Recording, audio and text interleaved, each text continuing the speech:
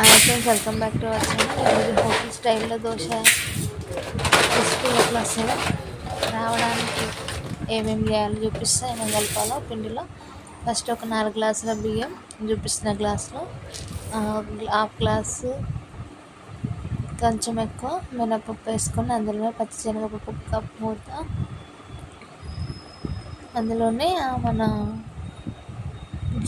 మెంతులు ఒక 2 టేబుల్ స్పూన్లు వేసుకొని శుభ్రంగా కడుక్కొని పక్కన పెట్టేసుకొని నీళ్ళు వేసుకొని ఇది మినిమం 4 to 5 hours మంచిగా నానాలి. రైస్ బాగా నానిన తర్వాతకి ఈవినింగ్కి ఇట్లా విరిస్తే ముక్కలు అవుతుంది కదా, అట్లా ఉంటాయి. మంచిగా నానబెట్టుకున్న తర్వాతకి ఇట్లా ఉంటుంది. ఫస్ట్ పిండి రుబ్బుకోవడానికి ఒక 5 minutes ముందు దొడ్డు అటుకులు ఉంటాయి కదా, అందులో వాటర్ వేసి నానబెట్టేసుకోండి 5 minutes. మొత్తం నానిన తర్వాతకి పిండి రుబ్బడం స్టార్ట్ చేద్దాం.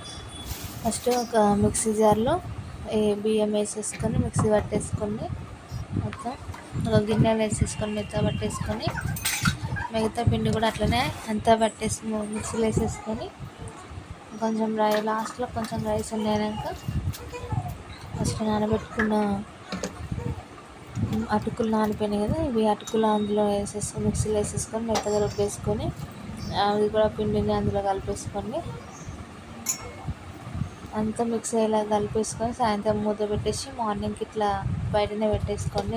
వేడిగా ఉన్న ప్లేస్లో ఎట్లా పొంగుతుంది చూడండి, బాగా మంచిగా పొంగుతుంది. దోశ కూడా మంచిగా క్రిస్పీగా ఉంటుంది. ఇది మొత్తం అంతా నురుగంత లోపలికి వెళ్ళిపోయి పిండి అంత మంచిగా కలిపేసుకోండి. ఒక సైడ్ నుండి ఇట్లా చూపిస్తున్నట్టుగా కలిపేసుకుంటూ ఒక 5 minutes వరకు ఇట్లనే కలిపేసుకోండి.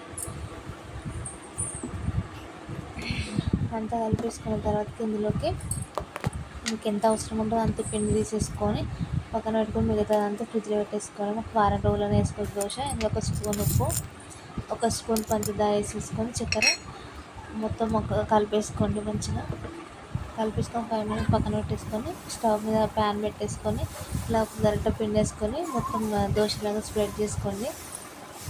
పలుచగా స్ప్రెడ్ చేసుకున్న తర్వాత అట్లా ఒక 5 seconds వదిలేసేయండి. ఒక 5 seconds తర్వాత ఆయిల్ వేసుకొని మరొక 5 seconds దోశను మంచిగా రెడ్ గట్టి కలర్ వచ్చేలాగా కాలనియండి.